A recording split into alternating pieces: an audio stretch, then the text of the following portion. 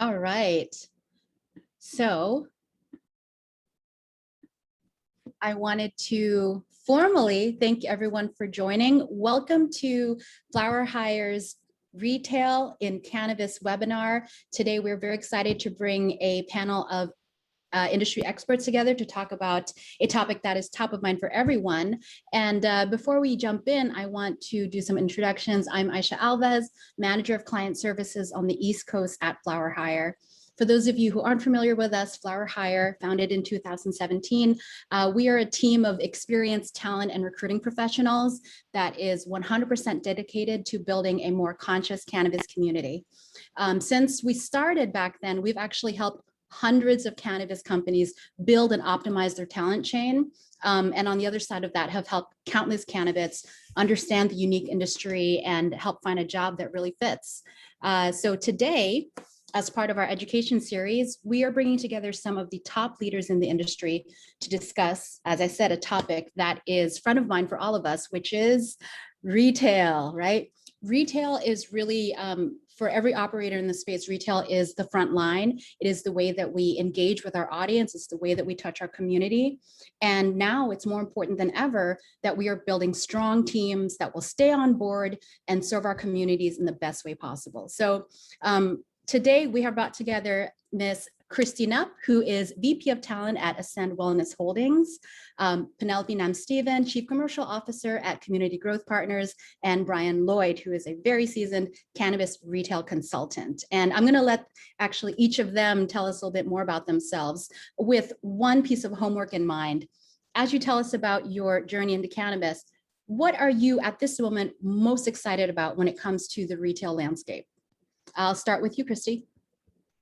Oh, dang, I wasn't ready. No, just I'm Christina. I'm VP of Talent Acquisition for Ascend Wellness Holdings. So I am 8 months into my cannabis career, coming out of traditional retail, spending 10 years in the women's fashion apparel space, leading talent acquisition for about a $3 billion business. Ascend Wellness, we've got 21 dispensaries right now in 6 states, and we were founded in 2018. So what's exciting in retail specifically is really the, you hear the war on talent almost as a bad word, and it's very exciting because folks are open to experiencing new opportunities and really going to organizations who offer great growth opportunities with a strong sense of purpose that our industry offers in spades. And so just looking forward to the continued growth, particularly here at Ascend.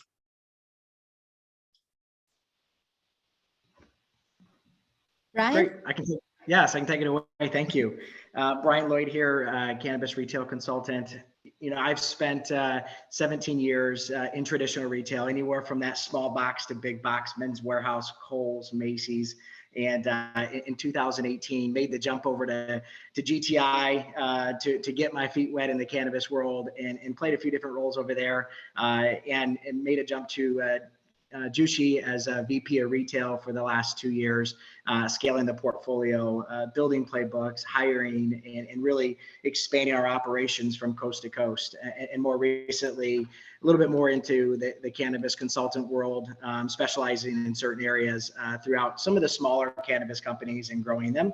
And what's exciting for me with cannabis and where it's going is really the energy it's bringing back to so many retail leaders that maybe lost hope in traditional retail, and we're trying to find another path. And I think cannabis today is reinventing what retail leadership is all about, and how to engage, and really taking those that we're looking for that next level of energy and leadership, and it's taking them there. There's so much to look forward to over the next 5 years, and heck, even 12 months. So exciting to see what cannabis does for the retail leadership out there. And just to interject, what you said just now is something that I hear. It's a theme that I hear again and again with these super talented people coming from the retail space who are wanting to make a pivot. It's exactly that sentiment and that excitement that's bringing them to the space. So I'm glad that you're seeing it too. Penelope? Yep. Yes. Hi, everybody. My name is Penelope Nam-Steven. I am the Chief Commercial Officer at Community Growth Partners. We have a brand and a store called Rebel in Massachusetts. I've been in the cannabis space since 2018. And prior to that, I was also in traditional retail, primarily in specialty and luxury as a merchant, so running business units for many different product categories. And now I pretty much do the same thing in cannabis.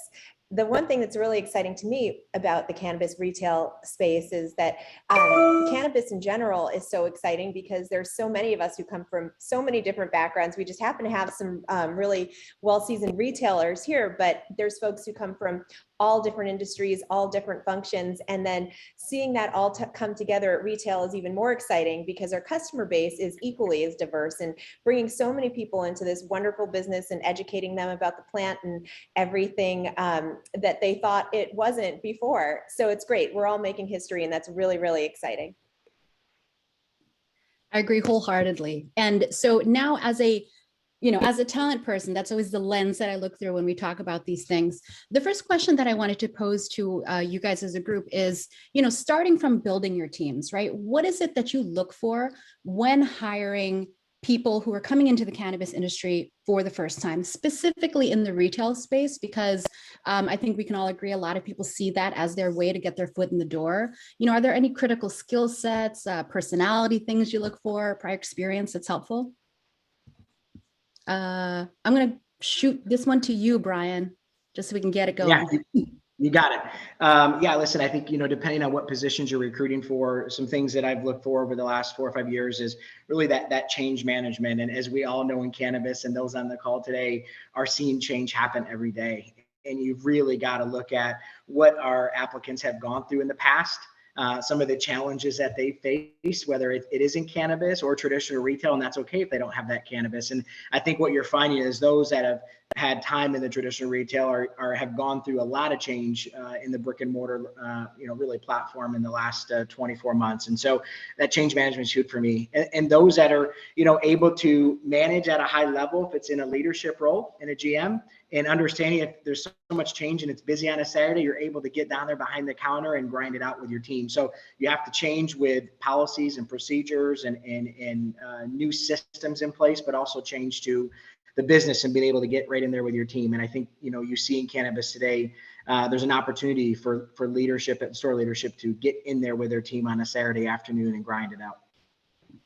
So to paraphrase, we're looking for people to have maybe similar backgrounds to you, who have like some really solid formal, training in big box retail and traditional retail, but also that startup and that scrappiness. That's really what it takes to make it in cannabis, I think. Yeah. Great point. Penelope? Sure. So just to kind of dovetail on that, I think that startup scrappiness is key, because even though you could go into a company or a brand that's been operational for a few years, but the business keeps on evolving and reinventing itself as we go along. It's so new for everybody, and every day is a little bit different. But I do think that just having an open mind and being ready for the intensity. We always joke, all of us on the line can relate, how there's normal time and there's cannabis time. So if you've been at something for, 2 months, it feels like it might as well have been 6 or 7 months, because so much happens in such a condensed time frame. And I think sometimes people aren't always ready for that. So that's something to really be cognizant of as you're coming into the business. Another more specific thing is that from a very retail centric point of view, we love to see people from places that have a lot of SKUs that they're managing. Inventory management is really, really important in this regulated industry. And then also particularly something like cosmetics, where it's really high touch, has a similar price point, and then just efficacy and what certain products, certain key ingredients do, since it's really similar, since cannabis is something that's ingested in one way or another. I will jump in and because, this is my favorite thing to talk about, Penelope, that, the sameness of cannabis retail and the beauty industry. I'm also a veteran of the beauty industry, and there are so many parallels that you can draw, because it is a very personal product. It's something that changes the way you feel. And that sales experience is very personal, very consultative. So yeah, I totally agree with that. Sorry, Kristy, you're up. No, that's okay. I was just going to piggyback on that. And I think there are other other types of retail that have that customer solution or customer focus and solution orientation, and not necessarily retail. Maybe it's QSR, maybe it's hospitality. But again, somebody who's dealing with the customer has a strong sense of what that customer focus, customer service looks like, is going to be really important in that consultative sale. The other piece that we would just add, that I would add, is that mix of experiences. So again, whether it's traditional big box retail or went into hospitality, that folks that have larger toolboxes, because of the chaos and complexity of our industry, have just a bigger tool belt to pick from when you're trying to tackle a problem or situation that arises and changes priorities second by second. Now, when it comes to, finding the right applicants, I do want to ask you guys about a challenge, like being in the recruiting space, we kind of see the wide range of, sometimes it's really easy to fill a role in retail, and sometimes it's really difficult. Like, what are your experiences on that? Kristy, since you're here. Yeah, it's interesting. And I think because we have a fairly large footprint and we're in this unique space, that we do have the fortune and majority of positions have a tremendous amount of interest.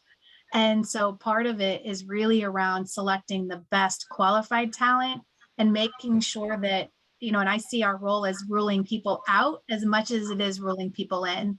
And so Penelope talked a little bit about it earlier, in that, the intensity at which we work, it sounds good to a lot of people, but really making sure that we assess and make sure that we find the right match. And hopefully most of the time we get it right. Sometimes we don't. But so our challenge not necessarily isn't finding the talent, it's finding the right talent that fits for whether it's the dispensary, the grow, the leadership role in that moment, in that market. So it really comes down to making sure that we're having effective vetting, and then of course onboarding after that. But it's not always easy, right? Penelope, Not always. maybe you can talk about this.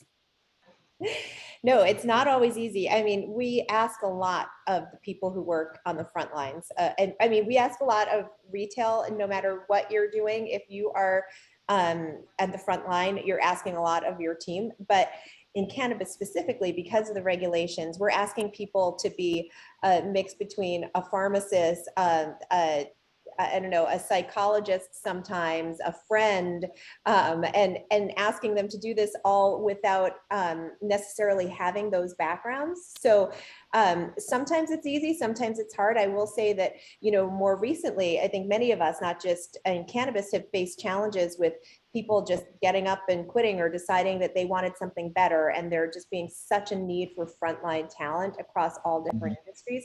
So we've really had to kind of pivot and change, and not so much change the way we do things, but enhance some of the things that we've been doing in order to retain talent. Which is actually a great point, because it brings me to my next question. Now that you found the talent, you decided who you want to make an offer to, they signed the offer. Yeah, I'm coming on board. What's next, right? Now you have to integrate them into your culture. You have to bring them up to speed. What does that look like for you guys in your companies? We still need to get them to show up on the first day too. and because a lot of that is a challenge because of the badging complexities and all of the things that come with that. And it's a lot of work to even just to show up and get a paycheck. And so we have started looking at, okay, how do you keep them engaged beyond just, okay, go get your fingerprints, go figure this out, right? And so really making sure that we're communicating on a regular cadence, especially in those markets where the badging process takes longer. And then, so that's getting them to show up. And then of course, first day, making sure that we've got robust training programs, making sure that we're providing them the knowledge, comfort, and job previews to make sure that they're going to integrate really quickly as much as possible. And sorry, Bryan, I know you had some great ideas around this. You were probably scheduled to go first, so I'll toss it over to you on that. No worries. Great point. I think training for me is probably got to be the hottest topic out there. If not, top 2, top 3, and those on the call maybe have experienced this as well. And I think when you look at training, it's critical day 1, day 5, day 14, on the engagement at that first, chunk of days as somebody comes on board. What does the agenda look like? What to expect as they're going through training. I think having, whether it's leadership or bud tenders in there dealing with medical patients or, guests coming in the door, having the confidence to have just that basic conversation when somebody comes in on a Saturday and you've got 25 people lined out the door at 7 a.m. So I think it's an opportunity in our industry to really nail down what that training and expectation looks like and how they buddy up with somebody and who's their mentor as they're going into a store where they're doing 1,000 transactions on a Friday, Saturday, and it's intense, and we've all seen it there. And so for me, that training, that agenda, the expectation and the education behind that new hire feeling comfortable behind the counter to be able to answer some of the basic questions when somebody comes in the door. And I think that's a huge opportunity for this industry today. I think you're seeing it play out, and it's a topic that is getting addressed. So to dig deeper into that, because that is something that we see in a lot of companies where once someone is brought on board, their training program is basically like, throw them in the pool and they're going to figure it out. And while sometimes, that does work, is it really the most efficient and the most effective way of doing it? Not always. Yeah. So now that we've all kind of been through it for a few years, what are some of the specific training points that, we can give advice to others in terms of what do we need to make sure that these people touch and are exposed to before they're exposed to the point of service, point of sale responsibility? Penelope? Sure. So, for us specifically, culture is a really big thing. And so what we do too is during the interview process, we try to make sure that the candidate touches as many people within the organization as possible to make sure, just back to what Kristy was saying, make sure it's that good fit and make sure they actually show up on day one, which is so valid these days. Because, one is for any frontline retail organization, the customer experience is the most important thing ever. You can probably have a bad experience once, but twice is kind of hard to get somebody to walk back in the door. And so the more that we can instill kind of what the culture is, I firmly believe that the way we treat our associates is how they're going to treat the customer. So if we want to treat the customer well, we got to treat that associate well.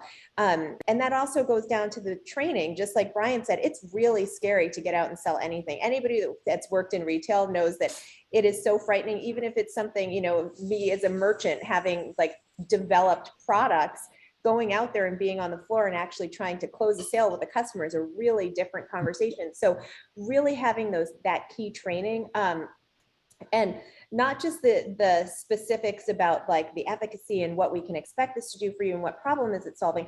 We're talking about some really technical stuff here. We're talking about cannabinoids and other ingredients that interact with them. So again, the training is key, and also helping everybody out. And it's not just so much about the verbal that I pass on to you or you pass on to somebody else, but having some written materials I think is really smart out there too, so people can refer to, and not even just behind the counter, but out and about throughout the retail location, so people can kind of play off that as well.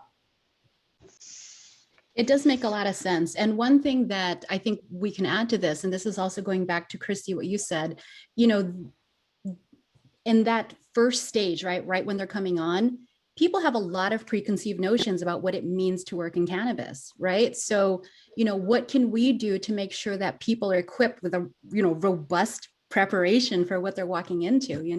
It's not going to be all, fun and games. There's a lot of serious stuff going on. I think that what I would like to see personally, and I'm going to, take off my moderator hat and put on a panelist hat here. I think what I would like to see is for people coming in, make sure that we are making sure that they understand KPIs, things that are trackable, classically trained, retail skill sets that people need to really master. It's not about just loving the plant. It's not about just warm, fuzzy feelings with your patients and with your customers, but, really being able to drive a business. So that's kind of wrapping up that piece of the conversation. Now, one thing that I know that our audience would love to hear, because this is a question that I hear a lot of times from our candidates, as you are implementing these things and equipping your teams with this type of support and knowledge, do you ever see a situation where people just take that and fast track up to the top. You know, cannabis is notorious and or famous for being, you know, a really fast growth industry. So do you ever see that happen within your teams? Penelope, since I have you, you can go ahead. Yes, actually, we do see that a lot. So a lot of the team that started with us from the ground up, those who are still with us, have a very different role than they did when they first entered the company. I mean, we firmly believe in just promoting from within, which makes sense, right, from an employer point of view, because you want to retain the knowledge and have an associate or anybody grow as we grow along. I mean, even one person that we're really proud of in our organization particularly is somebody who started as a sales associate, had retail experience prior to this, but started as a sales associate, moved up to a key holder, moved into an inventory role, became the inventory manager, and now is the operations manager for the whole organization.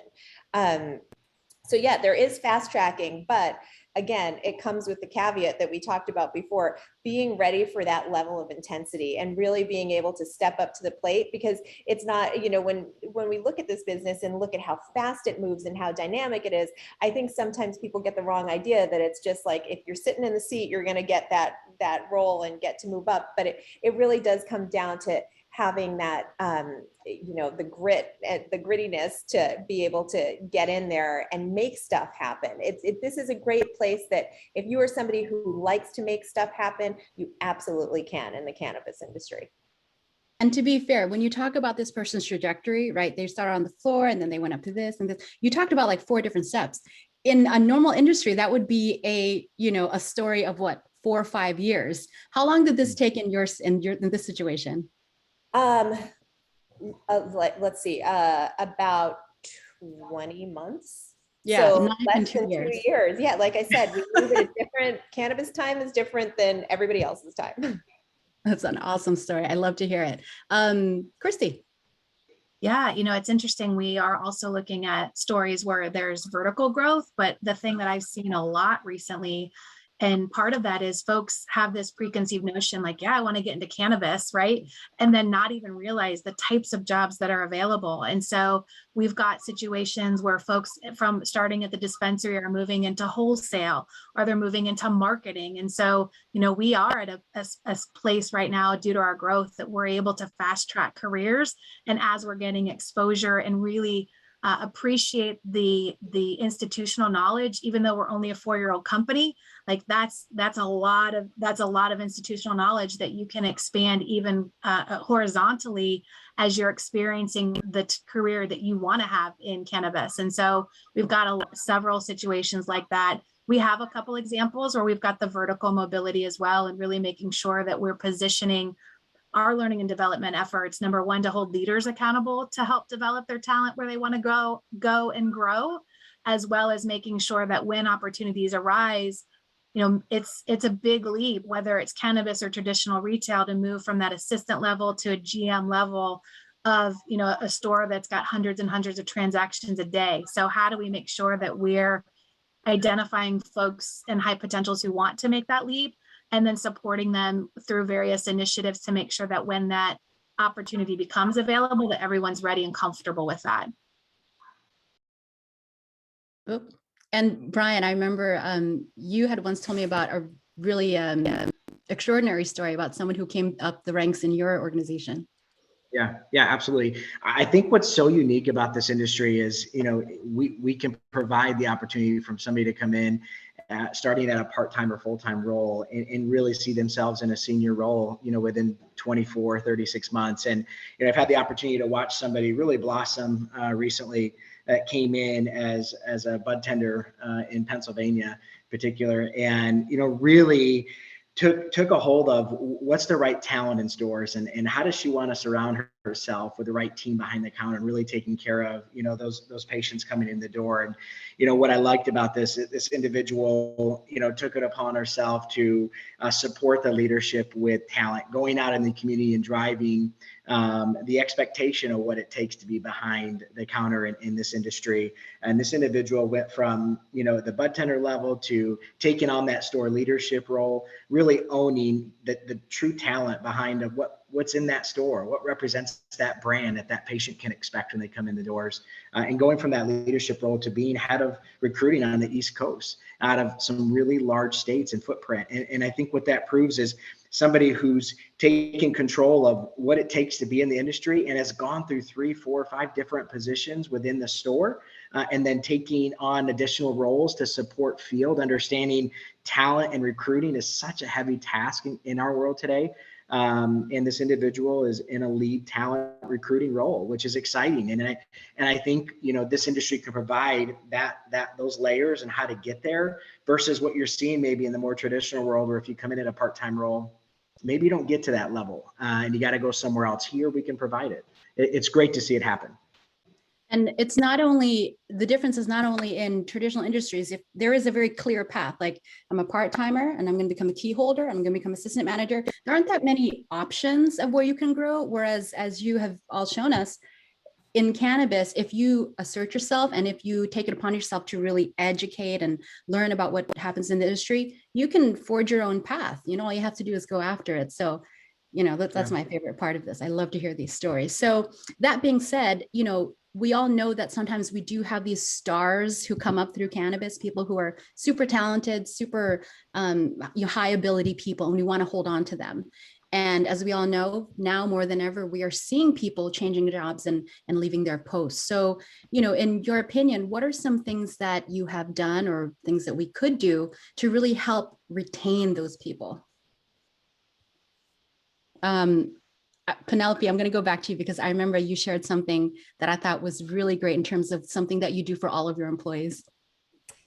Yes, so retention, like I said, is key. We do a couple of things at Community Growth Partners. One is that every employee of the company is a shareholder. So we have a stock option grant program for everybody, even down to the part-time hourly associate. So people earn shares based on the number of hours that they've worked per quarter, which is really important because it's really there's a different sense of accountability and true ownership, literal ownership, when you have some stake in it and you want to see it grow.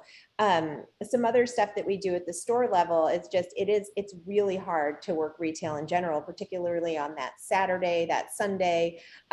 So what we've done is we saw that people were having a tough time kind of managing their breaks and eating literally, which everybody needs to do when they're working a crazy retail job.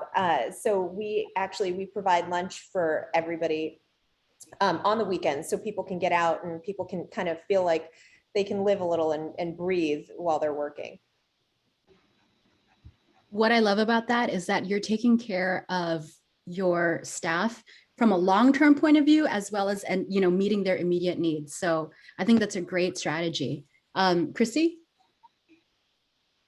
Yeah, from a retention perspective, and part of it is knowledge, right? The learning and development programs, making sure folks feel like they're learning and growing in a way that they'd like to grow and learn. The couple of things that we have instituted recently, we just launched our employee resource groups. And so back to your comment in regards to really taking care of the whole person, long-term and short-term, is really thinking through how to, encouraging folks to bring their best self to work. And so we've launched a few employee resource groups that allows folks to get involved in a different way. We've got folks can be involved with our Last Prisoner project and other things that we're doing. Again, back to the sense of purpose of this industry and the opportunities that are there. The other piece is making sure that we are aware and coaching leaders in regards to how they lead and holding them more accountable, right? Sharing feedback. If somebody doesn't know what a KPI is, how do you have that conversation in a way that makes them feel like they're growing and learning and don't walk away feeling like, well, geez, I feel stupid for asking the question, right? And so I think it's a multi-pronged approach, but also helping encourage and continuing to coach leaders on how to be effective in the role that they play through mentorship, holding folks accountable, and teaching.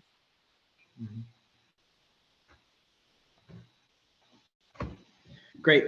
I'd love to piggyback off that and, really drive home the leadership that's engaged with the stores. I think it's so critical to have, your state leaders, your head of retail and executive team out there traveling and engage with the teams, understanding what's working and what's not working and how we can address it. And if you need resources, how do you get to that? And then how do you get to the sport immediately? Or if it's support you need over the next 6 months, driving a new store, which we're seeing that across from coast to coast right now. And so I think, presence in stores is great. Something that I personally was able to roll out recently is something, we called roundtables, and being able to invite X amount of team members from each state to be able to participate in a roundtable session, and sending out those topics ahead of time and giving the team time to think about it and bring some really great content to those conversations. And I think you'll be surprised the engagement and the feedback. You'll get a text or an email after the call, and it was so great. I loved hearing it. And I can't believe the head of retail was on this call with me. You don't see that a lot. And I think this industry provides a great opportunity where there's so many layers, and you're seeing those layers get closer and closer to the stores to understand, how things are working. And engaged leadership team to me is just critical to the retention. And I think that this topic here really does deserve, a little bit of extra attention, because I got to tell you, when I speak to retail leaders from across the country, this is a common issue that they all have. Like, they've got great people. They spend all of this time and resources to hire and onboard and develop these people, but they can't hang on to them. So for all of you who have asked us this question and who are on this call today, I can sum it up in 3 really great points that our panelists have brought to the table. Number 1 is make sure you're taking care of your people long-term and in the immediate time, because you want them to feel that they are being taken care of, for their immediate needs, but also that they have a stake into the overall success of the business. Number 1.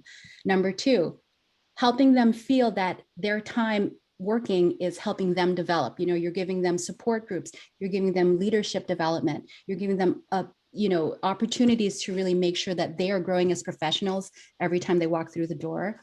And number 3, give them a voice. No frontline worker ever wants to feel like all of their hard work is in vain, or that their needs are falling on deaf ears. So I think those 3 things are great places to start from. And I hope I didn't paraphrase too much what you guys said, but I do think that those are 3 great takeaways that people are going to really benefit from. Okay, so now, thinking about what you've been doing that does work, and, we've all faced some challenges. What about now looking forward, right? What are some of the things that you'd like to see in the future of cannabis retail? Because everything's changing, right? What are some things that you would love to see happen? Bryan. Yeah. I think for me, an opportunity in the industry right now is to continue to see leadership be transparent about where the company's going and what the company's plans are over the next 3, 6, 9 months. And, you hear a lot about that out there, and the teams are asking, what can I expect in my role, and what's the advancement, and where are we going over the next 12 months? They're seeing so much happen outside of their store with companies. Continue to communicate effectively from top down, ensuring that message gets from those senior leadership meetings down to the part-timer working 10 hours a week. It's so critical, and helps with retention, of course, and sharing the vision. I know it changes and we put it out there, but really making sure our values and our vision stay forefront, and we're communicating that with our stores that are working so hard behind the front lines there, are really making it happen.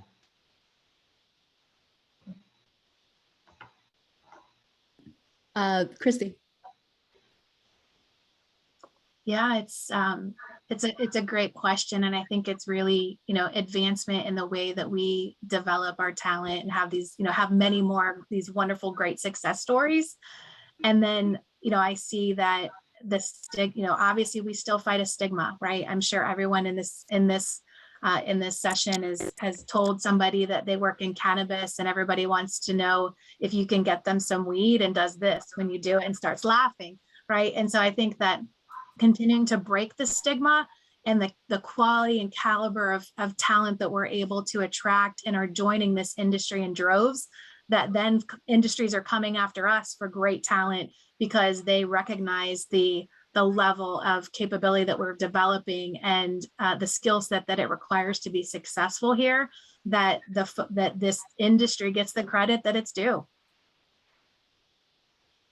I think we can all commiserate with that. You know, you always have to laugh at it and be like, oh, wow, that's the first time I've ever heard that joke before. Penelope.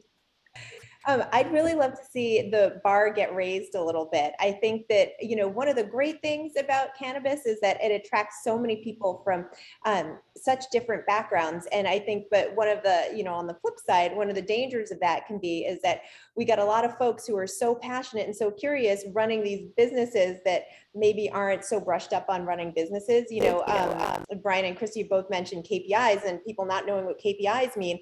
And, you know, except for a very entry-level person in a traditional retail business, you would never, like, that would just be kind of unheard of. Like it would be jarring that if somebody didn't really know what that meant or what that was. So I would love to see the bar continue to get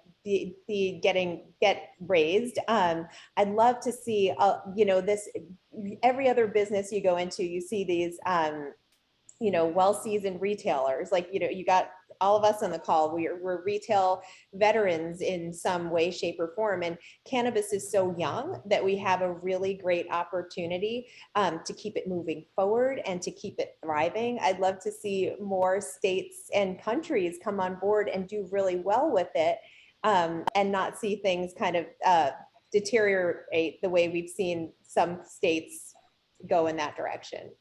Mm-hmm. I hear what you're saying. It's kind of like, you know, we're all in it together and we each have our own businesses and our own brands to protect. But at the end of the day, you know, when one of us does well, it lifts everyone up, right? You know, like I don't know, you know, the rising tide and the boat and all that. All boats rise. Yeah. There you go. That's what I wanted to say. But, you know, that really is kind of the overwhelming, I think, theme about, you know, when you talk about the future of cannabis. So I really love that you brought that to the forefront. With that being said, we do have a couple of questions that came from the audience that I know I'm going to pull out some wild cards for you guys that we might not be prepared for. But A, this is cannabis. B, you guys are from retail, so it should be totally easy for you.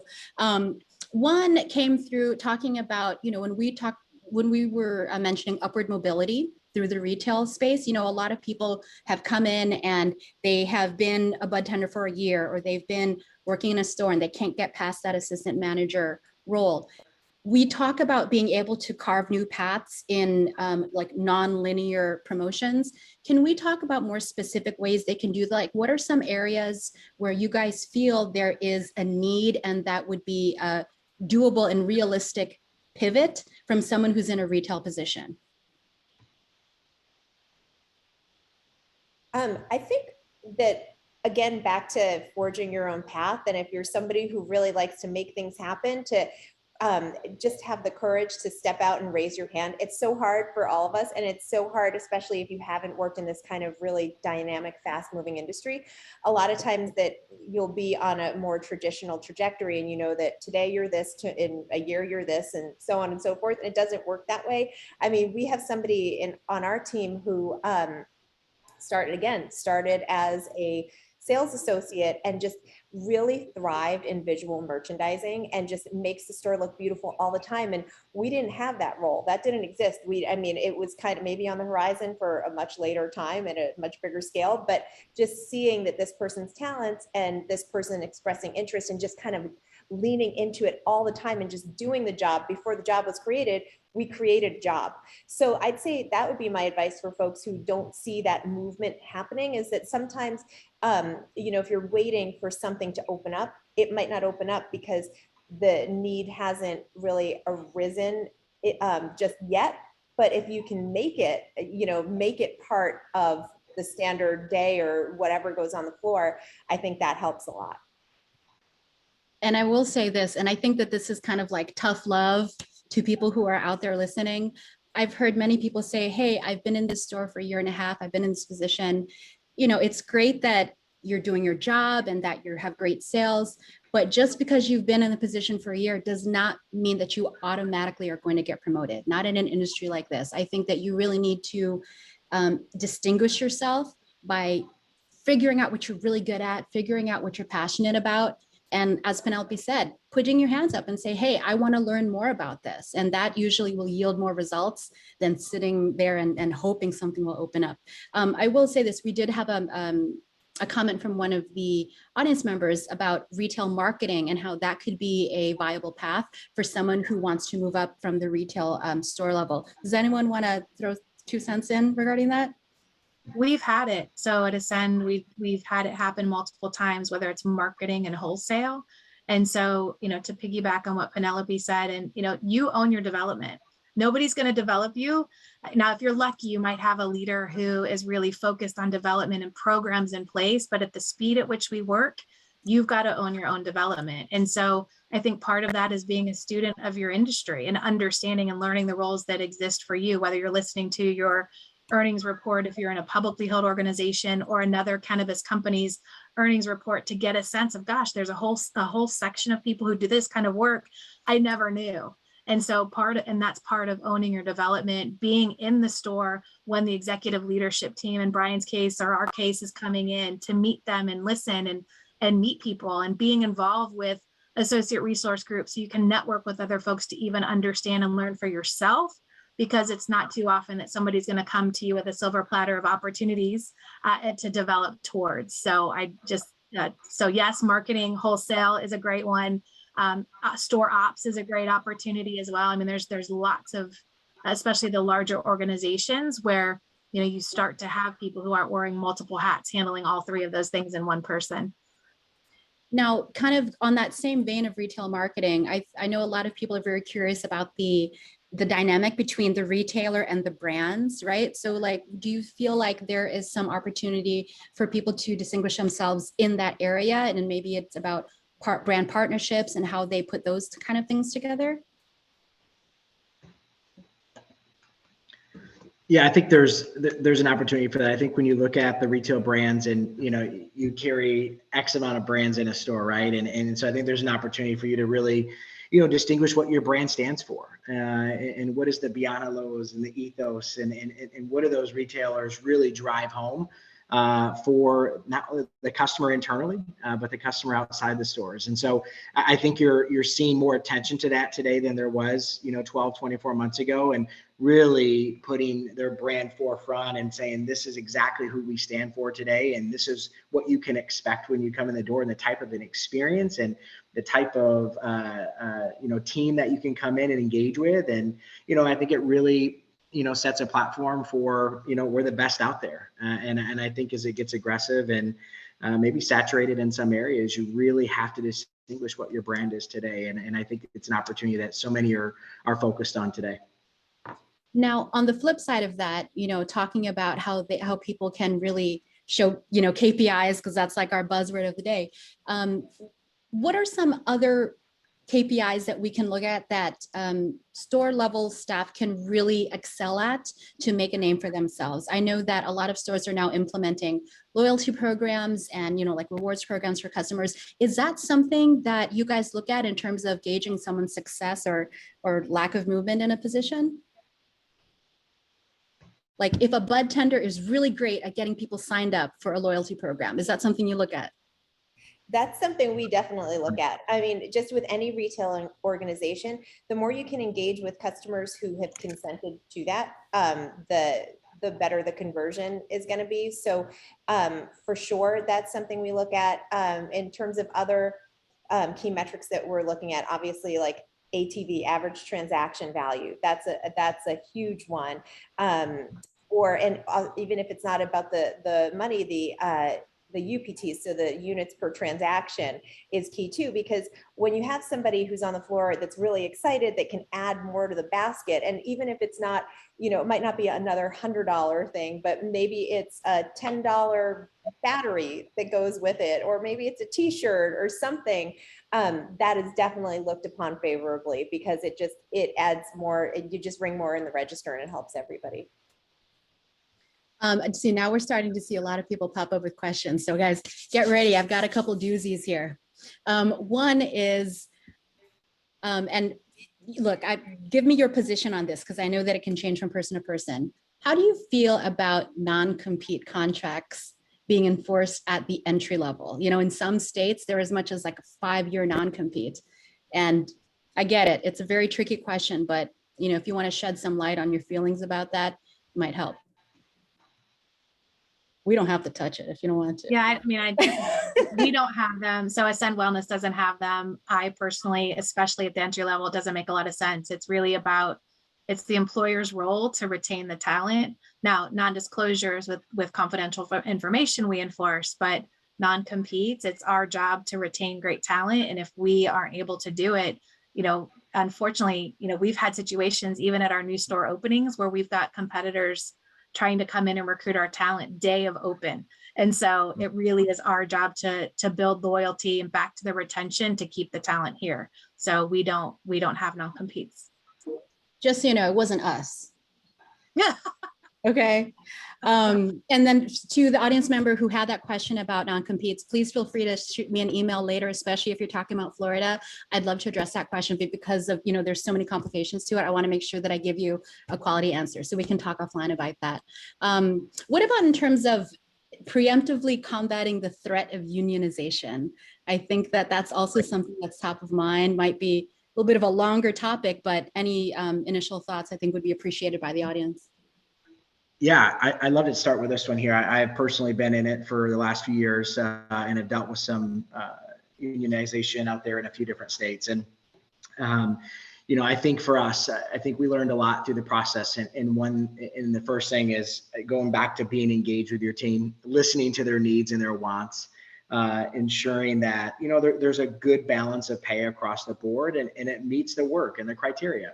I think you got to make sure that your team is taking breaks. You got to plan for the day. And also often we've all been there where you're getting on your Friday, Saturday, Sunday, and nobody took breaks because we didn't have a leader out there managing the team, managing the process and ensuring Bryan and Kristy get to their breaks. And I think there's just a level of engagement and commitment to your teams that is owed to ensure that it's not a topic. And, you know, following back up with those commitments and wants from the team. I think all too often, you know, we say, yeah, we'll follow up with you in 2 weeks and 30 days, but did you really commit to them with that in that follow-up? And so I think there's ways to ensure you don't get in that area and have to do the legwork that it takes to not become unionized. I've been there and it's a lot of work and it's a lot of time.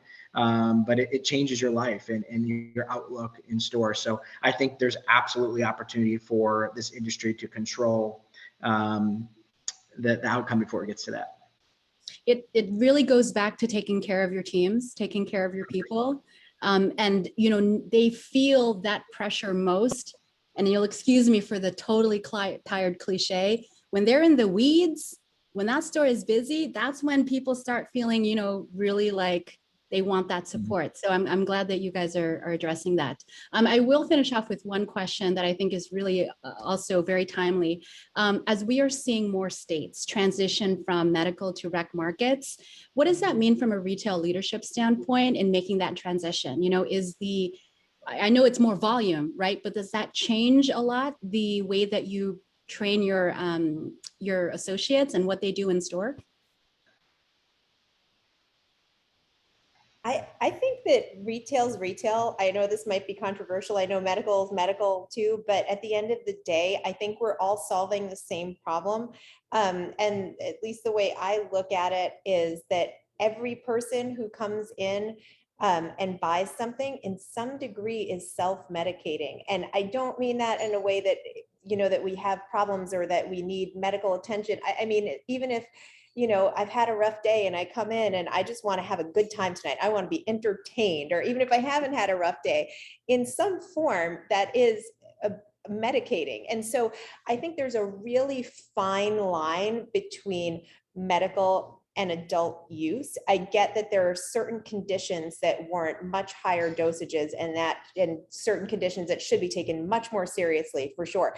But I do think that every customer or patient who comes in the door should be treated with the same level of enthusiasm and respect and be just as excited to be in your facility as possible. I mean, it just retail in general, as all of us know, there are so many ways now to access products that don't require going into a store. There are home delivery options in both medical and retail.